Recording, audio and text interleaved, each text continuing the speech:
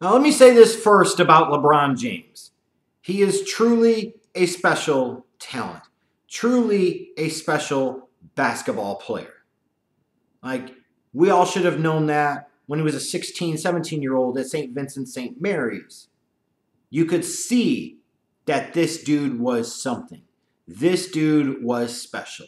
This dude had a chance to become one of the true all-time greats in NBA history. Like, if you couldn't see that with him coming out of high school, I don't know what to tell you.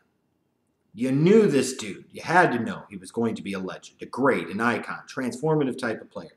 And he has been all of that and more throughout his 15 seasons in the NBA. LeBron James is a three-time NBA champion. LeBron James is a multiple-time league MVP.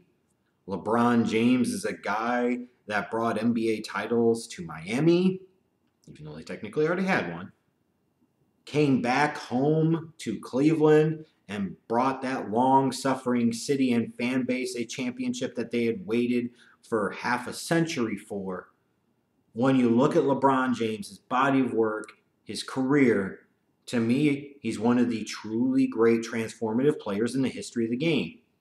He ultimately belongs on the Mount Rushmore of the NBA. He is that dude. He is that type of talent. And I'm at this point when it comes to LeBron James of I'd like to be able to just watch him and appreciate the greatness while I can still appreciate the greatness, because while he's still got some years left in the tank, he is clearly well into the second half of his career. And I would anticipate that his career will last about as long in the NBA as it would take for him to be able to pull some Ken Griffey Sr. shit. And what do I mean by that?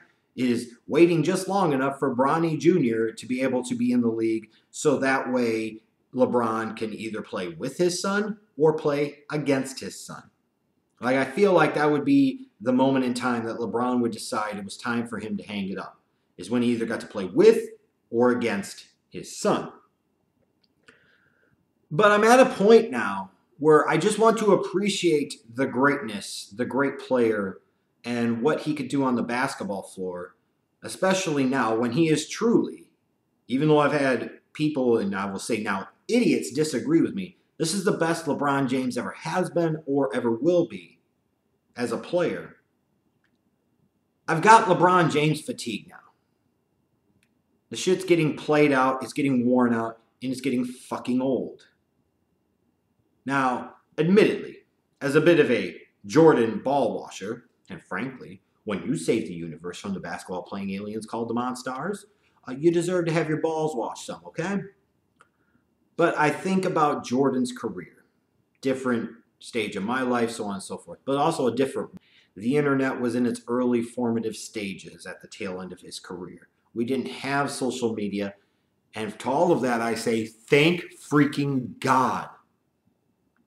Because if there's one thing that annoys me when it comes to sports in particular, is having narratives and crap consistently pounded down my throat and force-fed to me. And even remembering in the 90s how much the media ball-washed Jordan and how much they shoved him down people's throats and the narratives they created for him over the years. If you had the internet and you had social media, I might have gotten to the point where I kind of resented all of it too and would have wished, even as a Bulls fan, that Jordan eventually would have just went the hell away, because it would have affected in some way my ability to just sit there and enjoy. And it's like we've gotten to that point, for me anyways, with LeBron. All the talk about every year in Cleveland, how bad the team is around him and how great and special he is. It's one of these weird things. It's like when LeBron goes to a team, the team plays better, but the individual players around him have to take a step back and they actually play worse. And if you think about that, that was the same case in Cleveland as it was before in Miami. It's kind of true. Doesn't mean he's not great, so settle down, get your panties out of a bunch here. But it is what it is.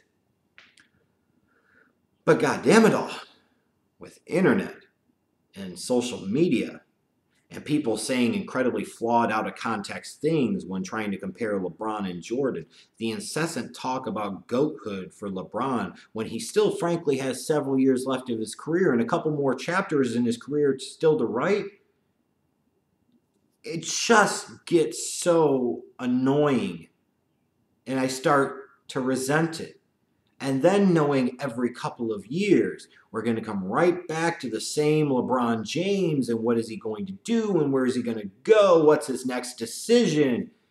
I look at that and I'm like, I applaud the dude for being a megastar. I applaud the dude for positioning himself where every couple of years he has that leverage to be able to choose wherever the fuck he wants to go.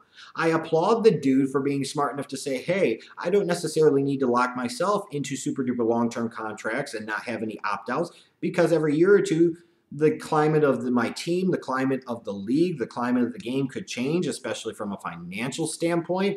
So I could potentially long-term be leaving money on the table. I do not begrudge him for that. I do not knock him for that. I applaud him for that, because if I was in his situation, I surely would do the same damn thing. But as a fan on the outside looking in, the crap gets old.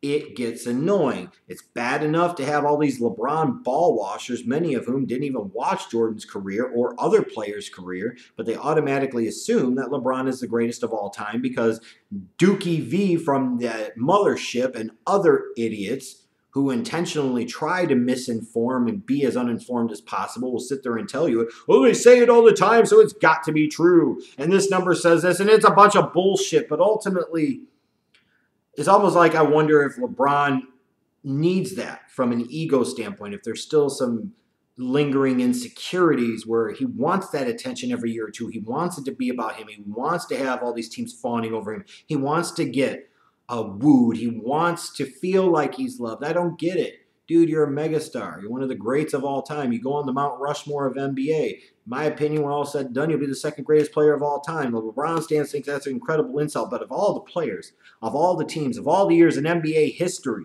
I'm saying the dude is the second greatest of all fucking time, and that is an insult? If you think that's an insult, you're a moron.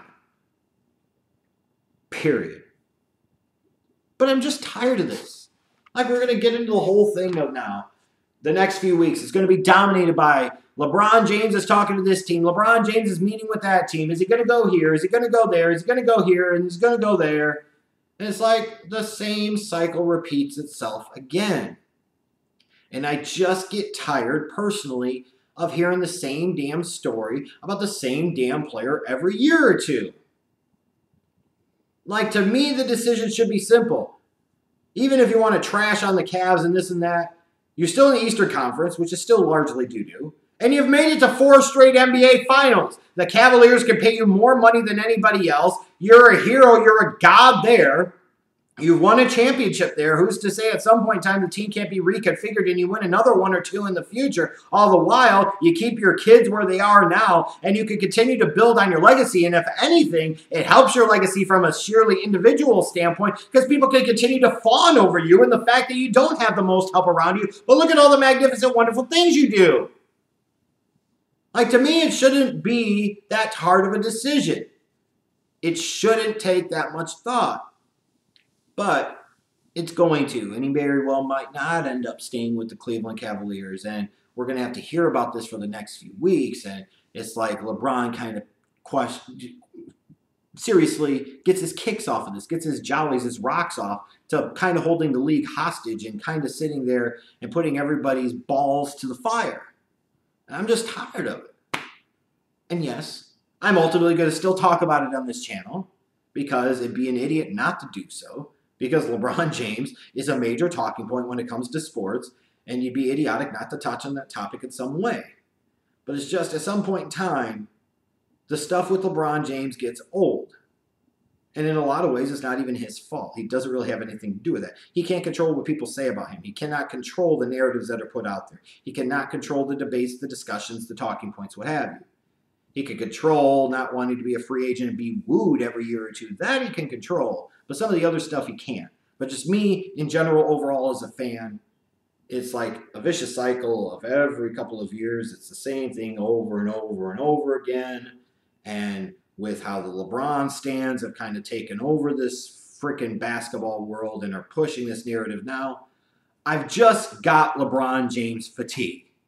Like, if he retired tomorrow, personally, not even from a hater standpoint, just from a fan standpoint, I wouldn't be that sad, which is sad.